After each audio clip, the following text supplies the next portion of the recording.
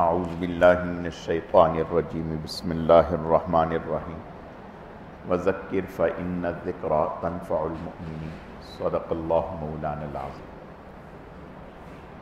میرے عزیز و دوستو، اللہ رب العزت کا بے حد کرم ہے، احسان ہے کہ اللہ پاک نے ہمیں دین سیکھنے، سمجھنے اور عمل کے جذبے سے جمع فرمایا ہے۔ اللہ تعالی ہم سب کے آنے کو، جمع ہونے کو، مل بیٹھنے کو اپنی بارگاہ میں اعلیٰ درجے میں قبول فرمائے، کمی کوتاہیوں کو معاف فرمائے۔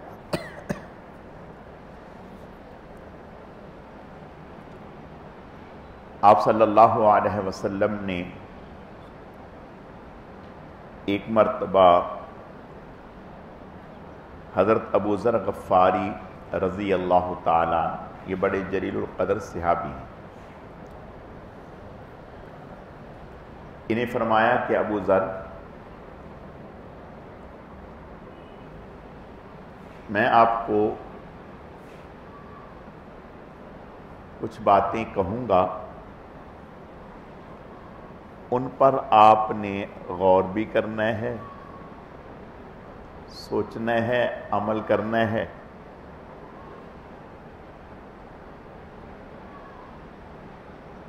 ایک دن یہ بات ارشاد فرمائی، اگلا دن پھر ہوا تو پھر آپ صلی اللہ علیہ وسلم نے ارشاد فرمایا، ابو ذر، میں آپ کو کچھ نصیحتیں کرتا ہوں،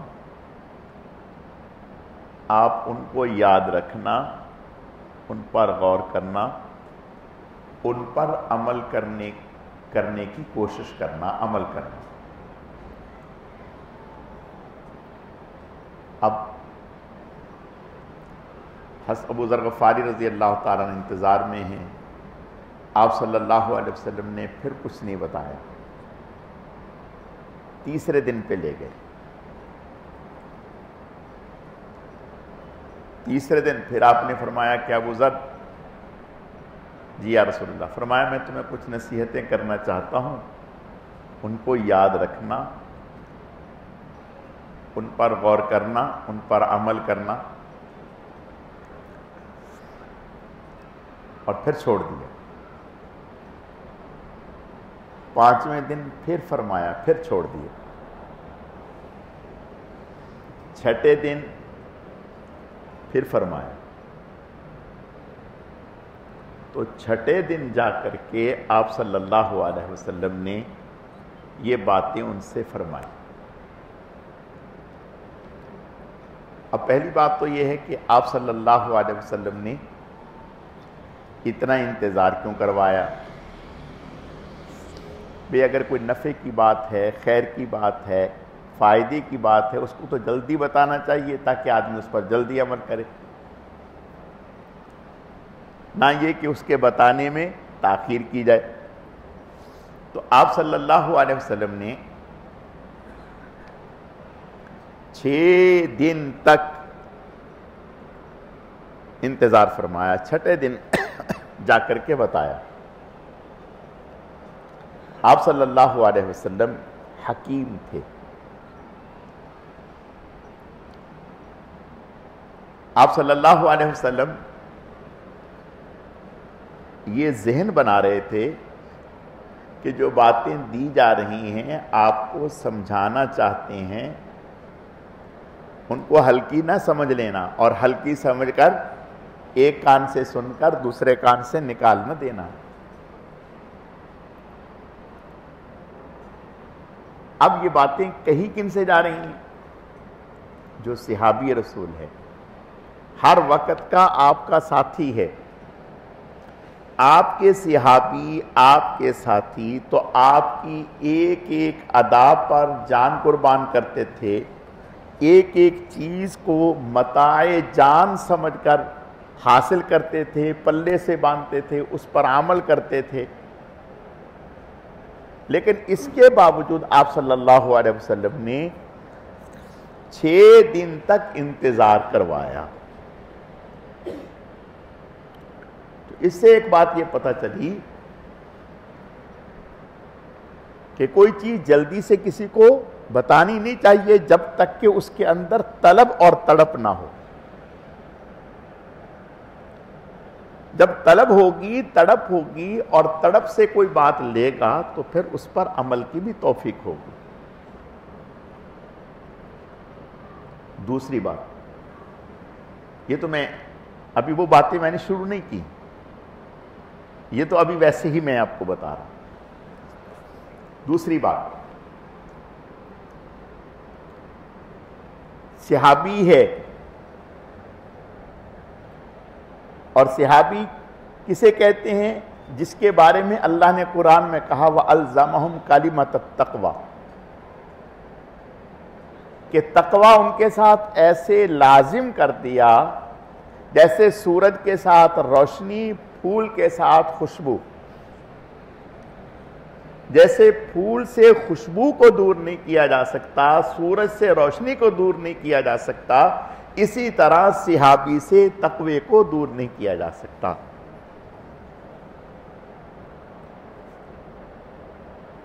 تو اس کا مطلب یہ ہے کہ ہم جیسا کوئی کمزور آدمی سن کر یہ نہ سمجھ لے کہ ارے میاں یہ تو ایسے، یہ کوئی بات نہیں، یہ تو پہلے بھی کئی دفعہ سنی ہے، یہ تو پہلے بھی کئی دفعہ سنی ہے، یا مجھے اس کی ضرورت نہیں، دوسرے کو اس کی ضرورت ہے. بعض دفعہ ایسا ہوتا ہے آدمی اصلاح پروف ہوتا ہے، وہ کہتا ہے کہ نہ میں تو خیر سے، میں تو بالکل ٹھیک ہوں، فلاں کو اس کی ضرورت ہے، فلاں کو اس کی ضرورت ہے. اپنے آپ کو کبھی سمجھا ہی نہیں کہ مجھے بھی کسی چیز کی ضرورت ہے. بس مجھے کس چیز کی ضرورت؟ کھانے کی ضرورت ہے. بہترین ہوٹل پہ کھانا کھلائیں، بہترین کپڑے دیں پہننے کے لیے، عیاشی کرنے کے لیے، دنیا بھر کی چیزیں، یہ مجھے اس کی ضرورت ہے اور کسی چیز کی ضرورت ہے. تو آپ صلی اللہ علیہ وسلم نے ہمیں سمجھائی یہ بات کہ جس سے میں نے یہ بات کہی وہ کوئی عام انسان نہ تھے، وہ کوئی عام انسان نہ تھے، وہ تقوی کے اعلیٰ مقام پر تھے. میرا اور آپ کا تقوی تو پتہ نہیں کیسا ہے کیسا نہیں ہے، ان کے تقوی کی گواہی تو اللہ قرآن میں دے رہے ہیں، ان کے ایمان کی گواہی تو اللہ قرآن میں دے رہے ہیں، ان کے اخلاص کی گواہی تو اللہ قرآن میں دے رہے ہیں، ان کی عزت اور عظمت کی گواہی تو اللہ قرآن میں دے رہے ہیں. لیکن پھر ان سے کہا جا رہا ہے اور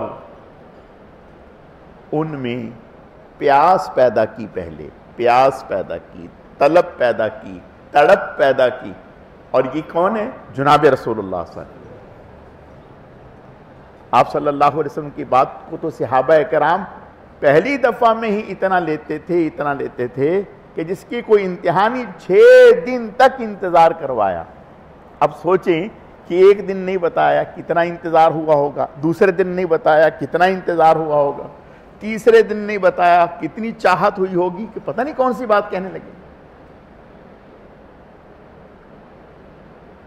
6 دن جا کر کے فرمایا کہ تقوی اختیار کرو، ظاہر میں بھی باطن میں بھی. ظاہر کا معنی سر سے لے کر پاؤں کے ناخن تک، یہ ہمارا ظاہر ہے، اس میں بھی تقوی ہو، اور اندر میں بھی تقوی ہو. آج ہم دکھاتے تو ہیں تقوی، ہوتا نہیں ہے. جیسے دکان پر جائیں آڑتی کے پاس، وہ مال اور دکھاتا ہے دیتا اور ہے. ہم کیا کہتے ہیں؟ یہ تو بنیے ہیں، یعنی دکھا کچھ اور ہے اور رہا ہے، اور بیچ کچھ اور رہا ہے. یہی حال ہمارا ہے، ہم دکھاتے کچھ ہے اور ہوتا کچھ ہے. اوپر سے تو ہم یہ ظاہر کریں گے کہ ہم سے بڑا کوئی دیندار نہیں، ہم سے بڑا نیک نہیں، ہم سے زیادہ کسی میں خدا خوفی نہیں، ہم سے زیادہ کوئی گناہ سے بچنے والا نہیں، ہم سے زیادہ کسی میں للہیت نہیں، ہم سے زیادہ کوئی با اخلاق نہیں، ہم سے زیادہ خیر خواہی نہیں، ہم سے زیادہ مروت نہیں. لیکن اندر سے اگر دیکھیں تو اللہ ہماری حفاظت فرمائے. اگر اللہ پاک نے اندر کا حال چھپایا نہ ہوتا تو شاید ہم میں سے کوئی کسی کے سامنے بیٹھ نہ سکتا. آپ دیکھیں ہوتا کیا ہے، ہمارا ظاہر جو ہے، ہم سے جتنی بھی جو چیزیں سرزد ہو رہی ہیں وہ باطن کی وجہ سے ہو رہی ہیں. آپ سے گناہ ہو رہا ہے، آپ جھوٹ بول رہے ہیں، خیانت کر رہے ہیں، غیبت کر رہے ہیں، تکبر ہے، کسی اور گناہ میں مبتلا ہیں، یہ باطن کا اندر کی خرابی ہے جو آپ کو ان کاموں میں لگا رہی ہے. اگر اندر ٹھیک ہوتا تو پھر آپ کے اعضاء و جوارح سے، آنکھ سے، ہاتھ سے، کان سے، ہر چیز سے ٹھیک اعمال سرزد ہوتے، ٹھیک اعمال سرزد ہوتے. دیکھو میں اس کی مثال عرض کرتا ہوں. ٹینکی میں پانی ٹھیک ہوگا تو نل سے بھی پانی ٹھیک آئے گا، کچن والے نل سے بھی ٹھیک آئے گا، واش روم والے نل سے بھی ٹھیک آئے گا، دوسرے والے جگہ سے بھی ٹھیک آئے گا. اور اگر ٹینکی میں گندگی اور غلاظت ہے، آپ چاہیں کہ کچن والا نل سونے کا لگا دیں اور وہاں سے اچھا پانی آئے تو کہاں سے آئے گا؟ کہاں سے آئے گا؟ باطن کی خرابی ہوتی ہے کہ ظاہر سے اعمال بگڑنے لگتے ہیں، یہ اندر کی خرابی ہے. بعض دفعہ لوگ اپنا ظاہر نیکوں والا بنا کے رکھتے ہیں دوسروں کو دھوکہ دینے کے لیے، تاکہ لوگ ہم پر یقین کر لیں، ہمیں اچھا سمجھ لیں، ہمیں نیک جانیں اور نیک جان کر ہمارے دامے فریب میں آ جائیں. اس کو پتہ ہوتا ہے اندر اور وہ کر رہا ہوتا ہے ایسا، اور دل میں بڑا خوش ہو رہا ہوتا ہے کہ میں نے کیسا داؤ چلایا. لیکن اللہ کیا کہہ رہے ہیں؟ وَمِنَ النَّاسِ مَن يَقُولُ آمَنَّا بِاللَّهِ وَبِالْيَوْمِ الْآخِرِ وَمَا هُمْ بِمُؤْمِنِينَ يُخَادِعُونَ اللَّهَ وَالَّذِينَ آمَنُوا وَمَا يَخْدَعُونَ إِلَّا أَنفُسَهُمْ وَمَا يَشْعُرُونَ. یہ لوگ کہہ رہے ہیں کہ میں نے لوگوں کو، ایمان والوں کو دھوکہ دیا، نہیں، در حقیقت اپنے آپ کو دھوکہ دے رہا ہے، اپنے آپ کو دھوکہ دے رہا ہے اور سمجھتا نہیں ہے. جب اندر ٹھیک ہوگا تو پھر ہو نہیں سکتا کہ آپ کی آنکھ سے وہ ہو جو اندر کے خلاف ہو. پھر اندر ٹھیک ہوگا نا، آپ کی آنکھ وہ دیکھے گی جو اندر چاہے گا، آپ کے کان وہ سنیں گے جو اندر چاہے گا، آپ کا دماغ وہ معاملہ کرے گا جو اندر چاہے گا، آپ کے ہاتھ وہ کام کریں گے جو اندر چاہے گا. ایسا ہو نہیں سکتا کہ اندر کچھ اور ہو اور ہاتھ کو تو پابا اندر بادشاہ ہے، ہمارا اندر بادشاہ ہے، یہ سب اس کے تابع ہیں، کرندے ہیں.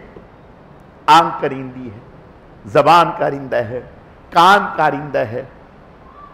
آپ سوچیں کبھی کہ دل کچھ اور کہے اور ایسا ہوتا ہے؟ نہیں ہوتا. اب کیسے پتہ چلے گا؟ کہنے کو تو میں بھی کہہ رہا ہوں، آپ بھی کہہ رہے ہیں، سبھی کہہ رہے ہیں کہ ہم بڑے نیک ہیں، ہم بڑے تقوی والے ہیں، ہم فلاں ہیں فلاں ہیں فلاں ہیں. پتہ کیسے چلے گا؟ معاملے سے. معاملہ کر کے دیکھو، اس کے ساتھ کوئی لین دین کر کے دیکھو، اس کے ساتھ کوئی سفر کر کے دیکھو. حضرت عمر رضی اللہ تعالیٰ کسی شخص کے بارے میں رائے لینی چاہیے تو ایک شخص آیا. حضرت نے فرمایا تم اسے جانتے ہو؟ جی میں جانتا ہوں. فرمایا کیا اس کے ساتھ تم نے سفر کیا ہے؟ نہیں. فرمایا کبھی کوئی معاملہ کیا ہے، کوئی چیز اس کو بیچی، خریدی، کوئی ویسے کوئی قرض دیا؟ کہا نہیں. تو فرمایا نماز پڑھتے ہوئے کو دیکھ کر کے تم نے اس کو نیک سمجھ لیا؟ نماز پڑھتے ہوئے کو دیکھ کر تم نے نیک سمجھ لیا؟ نہیں. نیکی صرف ظاہر کا نام نہیں ہے، نیکی تو اندر کی تبدیلی کا نام ہے. جب اندر میں تقوی ہوگا تو پھر ظاہر میں بھی تقوی ہوگا، اور پھر آپ کے اقوال بھی تقوی والے ہوں گے، آپ کے معاملات بھی تقوی والے ہوں گے، آپ کی معاشرت بھی تقوی والی ہوگی، آپ کے اخلاق بھی ٹھیک ہوں گے۔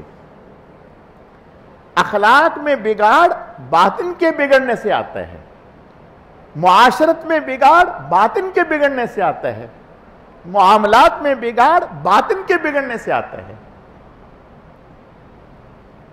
اور یہ اتنی واضح چیزیں ہیں کہ اس پر کسی دلیل دینے کی ضرورت نہیں۔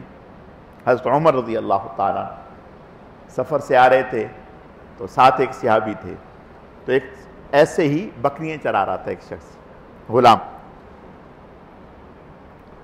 اسے کہا کہ بھائی ایک بکری کا دودھ ہمیں دے دو، ایک بکری کا دودھ ہمیں دے دو۔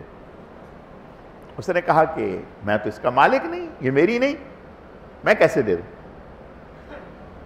حضرت نے سوچا کہ اس کو مزید پرکھیں، اس کو مزید جانچیں کہ آیا یہ بھاؤ بڑھا رہا ہے یا واقعتاً اندر میں ہے۔ اب وہ نہیں جانتا کہ یہ کون ہے، اسے کچھ خبر نہیں۔ حضرت نے فرمایا طریقہ میں بتاتا ہوں، تمہارا کام بھی بن جائے گا، میرا بھی بن جائے گا۔ اس نے کہا بتائیں؟ فرمایا ایک بکری مجھے بھیج دو، ریوڑ اتنا بڑا ہے کہ یہ کون سا روزانہ تمہارا مالک جو ہے وہ شام کو ایک ایک بکری کی انٹری کرتا ہے۔ آج کا زمانہ ہوتا تو کمپیوٹر میں انٹری ہوتی بھائی، ہیں؟ ہاں کمپیوٹر میں انٹری ہوتی کہ بھائی اتنا مال گیا تھا، کتنی واپس آئی ہیں؟ صرف بکریوں کی انٹری نہ ہوتی بلکہ روزانہ ان کو جو وہ چارہ دیا جا رہا اس کی انٹری بھی ہوتی، پانی دیا اس کی بھی انٹری۔ خیر کہا اول تو اس کو پتہ ہی نہیں چلے گا، اگر پتہ چل بھی گیا تو کہہ دینا کہ بھیڑیا کھا گیا، بھیڑیا کھا گیا، اس کا کوئی ثبوت کوئی ہے ہی نہیں، کیا ثبوت پیش کریں گے؟ وہ کہے کہا ہاں ٹھیک ہے مان لیے بھائی۔ تو کہا کہ بھائی وہ بکری اس کا دودھ نکالیں گے، آپ بھی پینا میں بھی پیوں گا، پھر اس کو حلال کریں گے، ذبح کریں گے، گوشت بنائیں گے، تم بھی کھانا میں بھی کھاؤں گا، پیسے تمہاری جیب میں جائیں گے۔ ایسا نفع کا سودا آج اگر کسی کو پتہ چل جائے وہ کہے گا واہ بھائی واہ کیا بات ہے، امام صاحب تو بڑے نفع کی باتیں بتاتے ہیں، ضرور بیٹھا کرو امام صاحب کے پاس، ہیں؟ واہ بھائی واہ۔ وہ شخص ہنسا آگے سے، کہنے لگا یا رجل فأین اللہ، کہ اے آدمی پھر اللہ کہاں گیا؟ یعنی اللہ تو دیکھ رہے ہیں، میں اگر یہ حرکت کروں گا تو میں اللہ سے کیسے چھپوں گا؟ حضرت عمر رضی اللہ عنہ بہت خوش ہوئے اور اس کو خرید کر آزاد کروا دیا، آزاد کروا دیا۔ رات کو گشت پہ ہیں حضرت عمر رضی اللہ عنہ، حکم نامہ جاری کر دیا کہ خبردار آئندہ سے دودھ میں پانی نہ ملایا کریں۔ صبح کا وقت ہے تو ایک گھر سے آواز آئی، ایک خاتون نے کہا کہ دیکھو صبح ہو رہی ہے، جلدی سے دودھ نکالو، اس میں پانی ملا دو۔ ماں نے کہا، تو آگے سے بیٹی نے کہا کہ امیر المومنین نے تو منع کیا اس سے، یعنی ہمارے سربراہ نے تو اس بات سے منع کیا، یہ بری بات ہے۔ تو اس نے کہا کہ کون سا امیر المومنین یہاں ہمیں کھڑے ہو کے دیکھ رہا ہے؟ حضرت عمر رضی اللہ عنہ دروازے پہ سن رہے ہیں، کہنے لگے کون سا ہمیں دیکھ رہا ہے؟ اس نے کہا امیر المومنین نے دیکھ رہا تو احکم الحاکمین تو دیکھ رہے ہیں نا، اللہ تو دیکھ رہے ہیں، اللہ تو دیکھ رہے ہیں۔ اب ماں چپ ہو گئی۔ حضرت عمر رضی اللہ تعالیٰ نے اس گھر کو نظر میں رکھ لیا اور پھر اس گھر میں اس بچی کے لیے اپنے بیٹے کا رشتہ بھیج دیا، اپنے بیٹے کا رشتہ بھیجا حضرت عاصم کا، اس سے اللہ نے عمر ابن عبدالعزیز پیدا کیے، یعنی ان کی اولاد سے۔ تو میں عرض یہ کرنا چاہتا ہوں میرے پیارو کہ حضور صلی اللہ علیہ وسلم نے جو بات حضرت ابو ذر غفاری رضی اللہ تعالیٰ باوجود اس کے کہ صحابی ہیں، پر صحابی تو ہے ہی متقی، صبح و شام کے حضور کے ساتھی ہیں، حضور نے ان سے یہ بات 6 دن تک کہتے رہے، چھٹے دن جا کر کے آپ نے ارشاد فرمایا کہ ابو ذر ظاہر میں بھی تقوی اختیار کرو، باطن میں بھی تقوی اختیار کرو۔ اب آسان سی بات ہے کہ ہم میں سے ہر آدمی اپنے جائزہ لے۔ کیسے جائزہ؟ صبح سے رات تک میری زبان سے صبح سے رات تک کیا نکلا؟ صبح سے رات تک میری زبان سے کیا نکلا؟ میری آنکھ صبح سے رات تک کس قدر گناہوں سے بچی؟ کسی سے پوچھنے کی ضرورت نہیں۔ صبح سے رات تک میرے کان کتنے بھٹکے، کیا سنا؟ صبح سے رات تک میری زبان نے کیا بولا؟ صبح سے رات تک میرے معاملات کیسے تھے، میں نے کیسے معاملات کیے؟ صبح سے رات تک میں پڑوس والوں کے ساتھ کیسا رہا؟ صبح سے رات تک گاہکوں کو میں نے کیسے ڈیل کیا؟ صبح سے رات تک دوستوں کے ساتھ میرا برتاؤ کیسا تھا؟ یعنی حضرت حکیم الامت مولانا اشرف علی صاحب تھانوی رحمۃ اللہ علیہ فرماتے ہیں کہ 3 دن تک میں اپنے آپ کا جائزہ لیتا رہا، 3 دن تک میں اپنے آپ کا جائزہ لیتا رہا کہ میرا کون کون سا عمل سنت کے مطابق ہے، کون کون سا عمل سنت کے خلاف ہے۔ اب ذہن میں یہ بات آئے گی کہ بھائی یہ کون کرے؟ یہ کون کرے؟ جس کو فکر ہوگی وہ کرے گا، جس کو فکر ہوگی وہ کرے گا۔ مثال کے طور پر ایک آدمی جیب میں لاکھ روپیہ رکھ کے جا رہا ہے، اب وہ بے فکر ہو کے تو نہیں چلے گا مارکیٹ میں، کبھی لاکھ روپے تو میں نے رکھ لیا، اس کی فکر کون کرے؟ بھئی فکر کرنا تو دور کی بات ہے، نکلے تو بات ہے نا، فکر نکلے گی ہی نہیں۔ کوئی ایسے ہی ساتھ سے رگڑتا ہوا چلا گا تو جلدی سے ہاتھ جیب پہ رکھے گا کبھی ہے بھی کہ نہیں، 1 منٹ کے لیے جیب سے ہاتھ ادھر ادھر نہیں ہوگا، بار بار ہاتھ لگا کے دیکھا گا کہ جیب بھاری ہے۔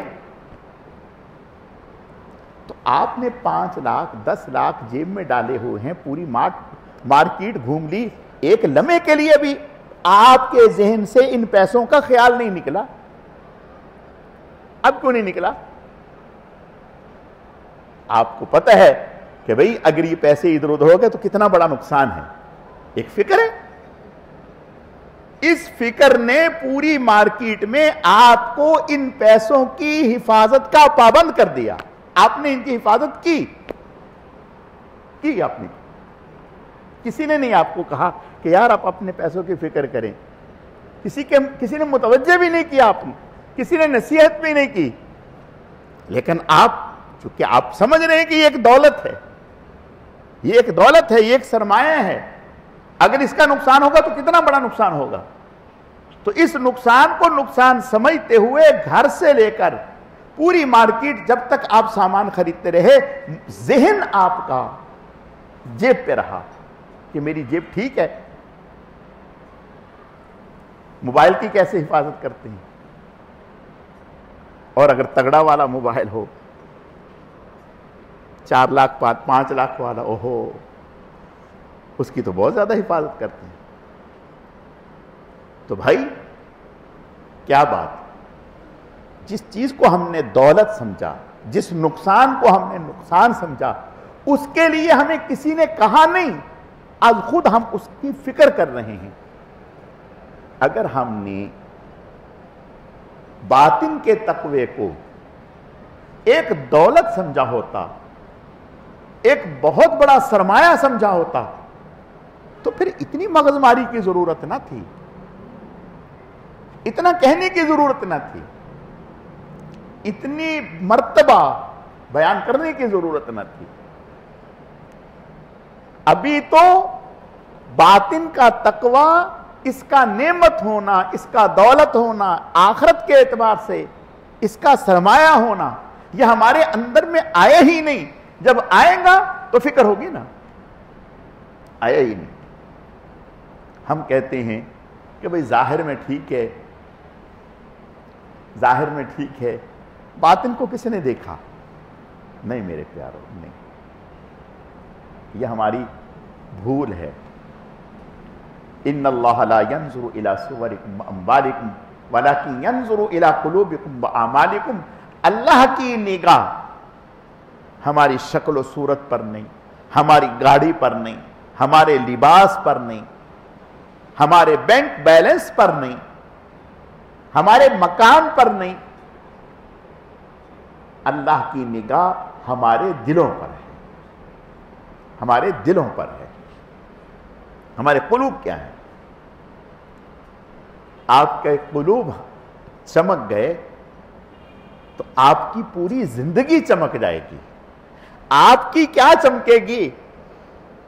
جتنے بھی آپ سے وابستہ لوگ ہیں، جتنے بھی آپ سے وابستہ لوگ ہیں، الحمدللہ کسی نہ کسی درجے میں ضرور آپ سے فیض حاصل کریں گے، ضرور فیض حاصل کریں گے۔ آپ نہ بھی چاہیں کہ آپ کا فیض ان کو پہنچے، لیکن پھر بھی ان کو پہنچے گا۔ آپ کہیں گے وہ کیسے؟ آپ بہترین قسم کا عطر اور خوشبو لگا کر کے بازار میں گئے، آپ ہزار کوشش کریں کہ اس کی خوشبو دوسرے کو نہ پہنچے، لیکن جو آپ کے پاس آئے گا وہ خوشبو لے گا۔ جب باطن میں، اندر میں اللہ تعالیٰ تقوی والی دولت نصیب فرما دیں گے، جتنے بھی لوگ آپ کے ساتھ وابستہ ہیں کسی نہ کسی درجے میں وہ فیض یاب ضرور ہوں گے۔ اور جو جس قدر چاہت کے ساتھ، جذبے کے ساتھ، فکر مندی کے ساتھ آپ کے قریب ہوگا، اللہ اس کو اتنا نواز دیں گے، اللہ اس کو اتنا نواز دیں گے۔ دیکھیں، اللہ بھی اسی انسان کو نوازتے ہیں جو اللہ کے سامنے محتاج بنتا ہے، جو اللہ کے سامنے احتیاج ظاہر نہیں کرتا۔ ماں، سکی ماں جس نے پیدا کیے ہے، جس کے شکم مادر سے ہم نکلے ہیں، وہ بچے کو اس وقت تک دودھ نہیں دیتی جب تک کہ وہ روتا نہیں۔ بچے کی تو ایک ہی زبان ہے نا، وہ تو بولتا ہی نہیں، اس نے پیٹ کا درد بھی رو کے بتانا ہے، بھوک بھی رو کے بتانی ہے، گرمی لگ رہی ہے تو رو کے بتانا ہے، ہر چیز اس نے رو کے بتانی ہے۔ اور ماں نے اس کے ہر مرتبہ کے رونے سے سمجھ لینا ہے کہ اس کو یہ تکلیف ہے۔ ماں نے اس کے ہر مرتبہ کے رونے سے سمجھ لینا ہے کہ اس کو یہ تکلیف ہے۔ تو ماں بچے کو دودھ اس وقت تک نہیں دیتی جب تک کہ وہ روتا نہیں۔ تو ہم چاہیں، اللہ بڑے غیور ہیں، اللہ پاک نے آپ دیکھیں دنیا سبھی کو دے دی، مال سبھی کو دے دیا، روزی سبھی کو دے دی، کافر کو بھی دے دی، مسلمان کو بھی دے دی، لیکن دین ایسا نہیں، دین ایسا نہیں۔ دین اپنے پیاروں کو دیا۔ اور پھر اگر مثال کے طور پر آپ کوئی چیز تقسیم کر رہے ہیں، آپ کوئی چیز تقسیم کر رہے ہیں، اور جو دینے والا ہے وہ یوں لپ بھر بھر کے یوں دے رہا ہے، یوں دے رہا ہے، پھینک رہا ہے۔ چلو بھائی، جب پھینک رہا ہے تو قریب والوں کو بھی مل جائے گا، دور والوں کو بھی مل جائے گا، قریب والوں کو زیادہ ملے گا، دور والوں کو تھوڑا کم مل جائے گا، لیکن ملے گا۔ لیکن اگر کسی نے اپنا برتن یوں رکھنے کی بجائے یوں کر دیا، کسی نے اپنا برتن یوں رکھنے کی بجائے یوں کر دیا، تو وہ ہزار کوشش کرے، چاہ لے کہ میں اس کے برتن میں کچھ ڈال دوں، کہاں سے ڈالے گا؟ بات سمجھ میں آ گئی؟ اگر برتن ہی کسی نے ٹیڑھا کر رکھا ہے، الٹا کر رکھا ہے، تو وہ چاہنے والا ہزار چاہے کہ اس کے برتن میں کچھ ڈال دوں، کیسے ڈالے گا؟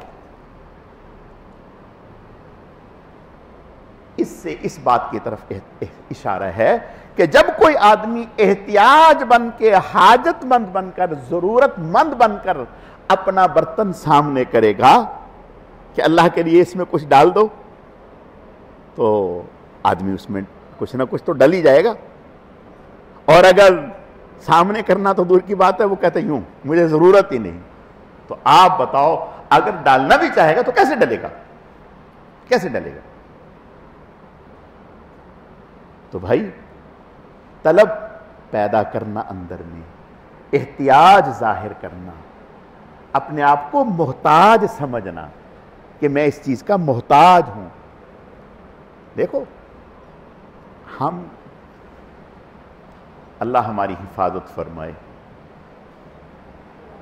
میں نے ایک دفعہ ایک بات کہی تھی کہ میں نے کام کے لوگ, معاف کرنا, بیت تو بہت سارے ہیں, کام کا آدمی کوئی مل جائے تو یہ اللہ کی بہت بڑی نعمت ہے. اللہ کی قسم کھا کر کے کہتا ہوں, ہزاروں میں کوئی ایک آدھ آدمی کام کا مل جائے تو بڑی بات ہے, نہیں تو نہیں ملتے. کام کا معنی کیا مطلب ہے؟ کام کا معنی یہ کہ جس کے اندر درد ہو, تڑپ ہو کہ میں کچھ سیکھ لوں, مجھے کچھ حاصل ہو جائے, یہ کام کا معنی ہے, یہ کام کا معنی ہے. آج لوگ یہ سمجھتے ہیں کہ بھئی ہاتھ میں ہاتھ دے دیا, بیعت کر لیا, بس ہم تو سب کچھ ہو. ایسے کیسے ہوگا؟ ایسا کیسے ہوگا؟ ایک طالب علم ایڈمیشن لے لیتا ہے لیکن اسکول میں نہیں جاتا, کلاس ٹیچر کے پاس بیٹھتا نہیں ہے, توجہ نہیں دیتا, سمجھتا نہیں ہے, تو کہاں سے آئے گا اسے؟ کہاں سے آئے گا؟ گھول کے کوئی پلا دیں گے؟ گھول کے کوئی پلائیں گے؟ بہت کم, بہت کم. ہم نے اپنے اکابر کے ہاں بھی دیکھا کہ مجمع ہزاروں کا ہے لیکن کام کا آدمی دو چار ہی ہوتے ہیں. کام کے آدمی دو چار ہی ہوتے ہیں. کام کے معنی دو چار کا معنی جنہوں نے اپنی زندگی کا نصب العین بنا لیا کہ ہم نے اللہ اللہ ہی سیکھنی ہے, ہم نے اپنے آپ کو بدلنا ہی ہے, ہم نے اپنے آپ کو اچھا کرنا ہی ہے. یہ معنی ہے کام کا. ویسے کام کا مطلب یہ نہیں کہ ماشاءاللہ آپ کو کام نہیں آتے, آپ تو بڑے باصلاحیت لوگ ہیں, لیکن اس کے لیے اندر میں تڑپ اور درد آ جانا. خواجہ عزیز الحسن مجذوب رحمت اللہ علیہ, دیکھو 22 گریڈ کے افیسر تھے, گھر بیٹھے بیٹھے کچھ نہیں ہوا, گھر بیٹھے بیٹھے کچھ نہیں ہوا. اللہ اکبر. ساری کشتیاں جلا جلو کر حضرت کے پاس آ گئے, حضرت کے پاس آئے اور آ کر کے حضرت کے ہاتھوں میں ہاتھ دے دیے. پھر پیچھے پلٹ کے نہیں دیکھا, کہنے لگے مٹا دیجئے, مٹا دیجئے, مٹنے کے لیے ہی آیا ہوں, مٹنے ہی کے لیے آیا ہوں. حضرت سے کہتے. اور پھر جب حضرت نے محنت کی, رنگ چڑھا, تو پھر کہنے لگے بہت دور پہنچا ہے مجذوب, اب بھی بہت دور پہنچا ہے مجذوب, پھر بھی بہت دور ابھی ہے مقام محبت. بہت دور پہنچا ہے مجذوب, پھر بھی بہت دور ابھی ہے مقام محبت. ہم سمجھتے ہیں کہ بھئی ہماری عزت بھی ہو, ہم جب آئیں تو ہمیں پروٹوکول بھی ملے. نہیں, رگڑے لگتے ہیں, ایسے کوئی ہے رگڑے لگتے. یہ 22 گریڈ کا افیسر مرغا رکھا ہوا تھا گھر میں, مرغا سمجھتے ہیں, مرغا, مرغا, وہ مرغا کٹخانہ ہو گیا. کٹخانہ کا مطلب یعنی لوگوں کو کاٹنے لگا.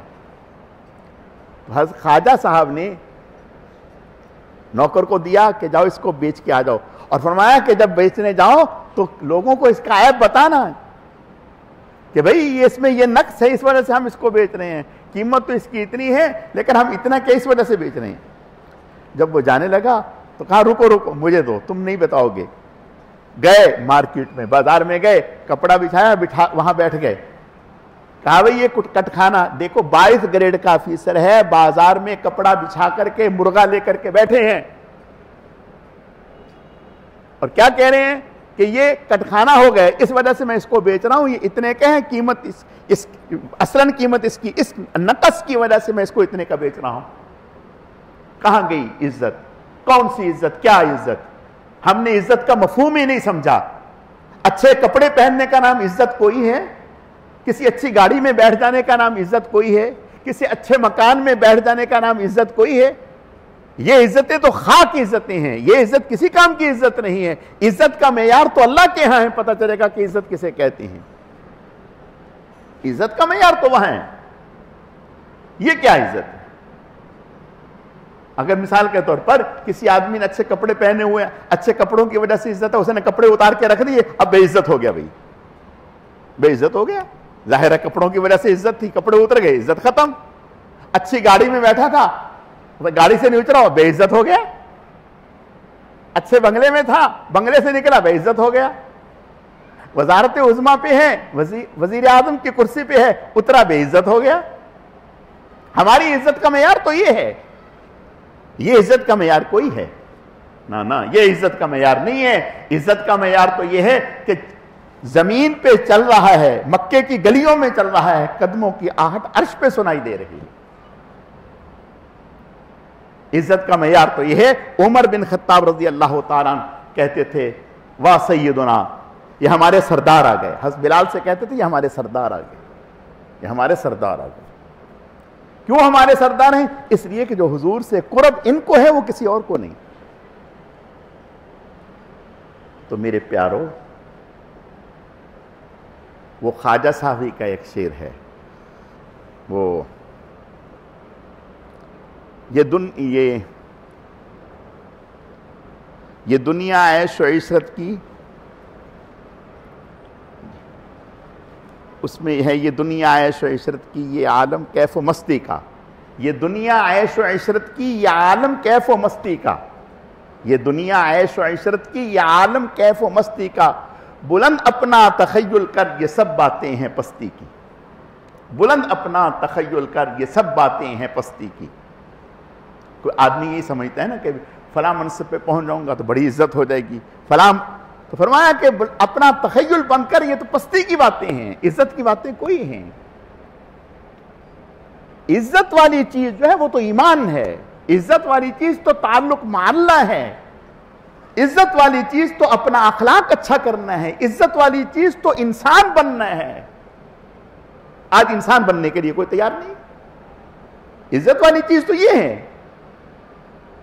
اللہ کے نبی صلی اللہ علیہ وسلم نے، باقی انشاءاللہ پھر اگلے نشست میں عرض کروں گا، 5 باتیں آپ صلی اللہ علیہ وسلم نے ارشاد فرمائی حضرت ابو ذر غفاری رضی اللہ تعالیٰ عنہ سے، جن میں سے پہلی بات یہ ظاہر میں بھی تقویٰ ہو اور باطن میں۔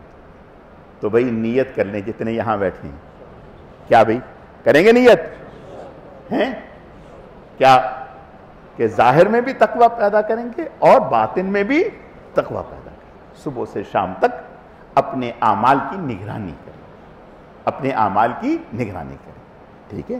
اور یہ کوئی مشکل نہیں ہے۔ کسی نے آپ کو یاد دلاتا ہے کہ انسولین لے لیں بھئی کھانے سے پہلے، کوئی آپ کو یاد دلاتا ہے بلڈ پریشر کی گولی کھانے، یہ ساری باتیں یاد رہتی ہیں۔ تو جب یہ یاد رہتی ہیں تو یہ کیوں نہیں یاد رہتی؟ تو سب سے پہلے ہے اندر میں ابھی طلب نہیں، اندر میں ابھی طلب نہیں۔ کام کے بنو، نام کے نہیں، کام کے بنو، کام کے، نام کے نہیں، نام کے تو کچھ بھی نہیں، کام کے بنو۔ کام کے بنو گے تو انشاءاللہ پھر دیکھو کیا عزت ملتی ہے، پھر دیکھو کیا عزت ملتی ہے۔ اللہ تعالیٰ مجھے بھی، آپ کو بھی، سب کو کام کے بننے کی توفیق عطا فرمائے۔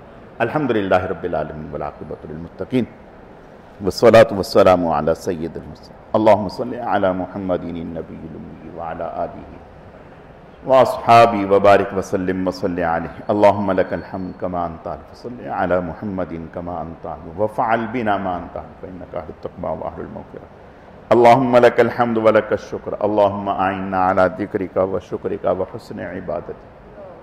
اے اللہ، آج کی اس مبارک مجلس میں جتنا بھی درود شریف پڑھا گیا اسے اپنی بارگاہ میں بے حد قبول فرما، کمی کوتاہیوں کو معاف فرما، اس کا اجر و ثواب جناب رسول اللہ صلی اللہ علیہ وسلم کی خدمت میں بطور تحفہ اور ہدیہ قبول فرما۔ پھر آپ علیہ السلام کے صدقہ اور طفیل سے، آپ کے ازواج، اہل بیت خلفائے راشدین 10 مبشرہ، تمام صحابہ کرام و صحابیات، تمام انبیاء کرام، حضرت شیخ الحدیث رحمۃ اللہ علیہ، ہمارے حضرت جی رحمۃ اللہ علیہ، سلسلے کے تمام اکابر اسلاف، بزرگان دین، مشائخ اعظام، ہم سب کے والدین، ہم سب کے اساتذہ کرام، پوری امت کو اے اللہ اس کا اجر و ثواب پہنچا۔ اے اللہ ان اعمال کو آپ صلی اللہ علیہ وسلم کے قرب خاص کے حصول کا ذریعہ فرما، آپ کی دعاؤں میں ہمیں شامل فرما۔ اے اللہ درود شریف کے اس مبارک عمل کی برکت سے ہم سب کا خاتمہ ایمان پر فرما۔ اے اللہ بیماروں کو صحت و تندرستی عطا فرما۔ ہماری خانقاہ کے ساتھ ہی بھائی شہریار کا آپریشن ہوا ہے، اے اللہ اپنے کرم سے انہیں صحت یابی نصیب فرما، ان کی تکلیف کو دور فرما، عافیت والی زندگی نصیب فرما۔ جتنے بھی مسلمان بیمار ہیں، مرد و عورت، بچے بوڑھے، سب کو صحت و تندرستی عطا فرما۔ اے اللہ فلسطین کے مظلوم مسلمانوں کی امداد فرما، انہیں مکمل فتح اور کامیابیوں سے ہمکنار فرما۔ اے اللہ ہم سب کو اپنی محبت، اپنا قرب اور اپنا تعلق نصیب فرما، ظاہر میں بھی باطن میں بھی تقوی کی دولت سے مالا مال فرما۔ اے اللہ مالا مال فرما، ہماری کمی کوتاہیوں کو معاف فرما۔ سبحان ربک رب العزت عما یصفون وسلام علی المرسلین والحمد للہ رب العالمین برحمتک یا ارحم الراحمین۔